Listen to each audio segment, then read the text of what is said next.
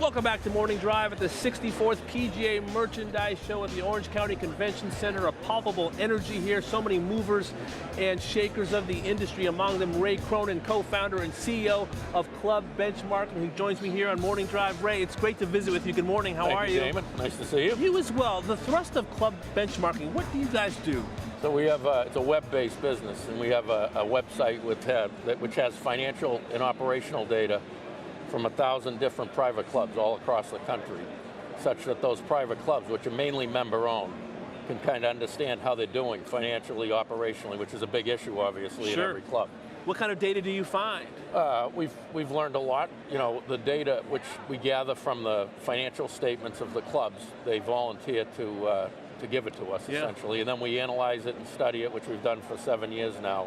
And it can answer questions as varied as why you spend what you spend maintaining the golf course, to why you make or don't make a certain amount of money in food and beverage, or how much you pay people. We have compensation and benefits data as well. It's very comprehensive. It's kind of a 360-degree view of the club as a business. Is there one question that you find is repeated over and over again throughout the different clubs? Maybe a universal theme that has developed over those last 7 years? There is. Yeah. It's ironic, but the one universal theme which we're on a mission to help change is very often in private clubs, folks think that the food and beverage operation is a fundamental impact on the club, whereas it really doesn't. And that actually gets in the way of the things that are important. And so we're trying to use the data to help people focus on what matters. Interesting. From a financial standpoint, as opposed to what really doesn't. Why is this week important to you? What do you want to accomplish here? Yeah, so we've been doing it for private clubs for the last several years, but we've begun to do the same thing for public daily fee resort clubs. And so there's a lot of those customers, if you will, at this show. There's a lot of private. I mean, obviously the PGA Pro is integral in every golf business. So we've recently begun to work with Golf Now and in the public space to try and bring the same techniques and data that we have in private to the public world. Are those needs different though on the public courses? Are you finding maybe it's more about tee time access or slow play?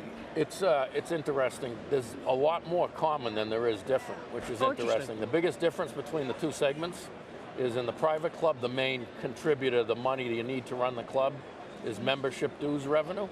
And in the public segment, the analogy would be the greens fees revenue you get from the folks playing. Those are the key components of the business. There were some indicators at the end of 2016 that people were coming back, that more rounds of golf were being played. What is your data telling you?